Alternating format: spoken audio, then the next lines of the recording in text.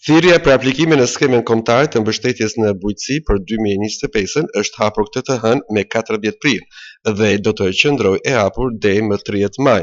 Spartak Harizi, përgjegjës i sektorit të planifikimeve në AZBR, këshilloi fermerët të mos bëjnë aplikime të nxituara me qëllim përfitimin nga kjo skemë. Koha e pranimit të aplikimeve është gati 6 javë. Sipas rastit mund të ketë domosdoshme të ndihmat jepet edhe stona djela, sigurisht që mund të merret konsiderat kjo gjë nëse njerëzit do jenë me shumicë në zyrat tona.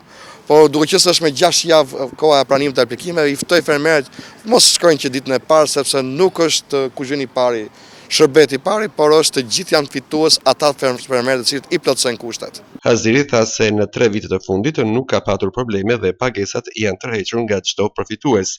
Fondet mund mos jenë të mjaftueshëm që në fillim fare, por zakonisht ka 2-3 vjet, më shumë se 2-3 vjet, që fondet alokohen vit për vit në mesin e vitit buxhetor dhe të gjithë fermerët e kanë përfituar të gjithë ato masën përkatëse.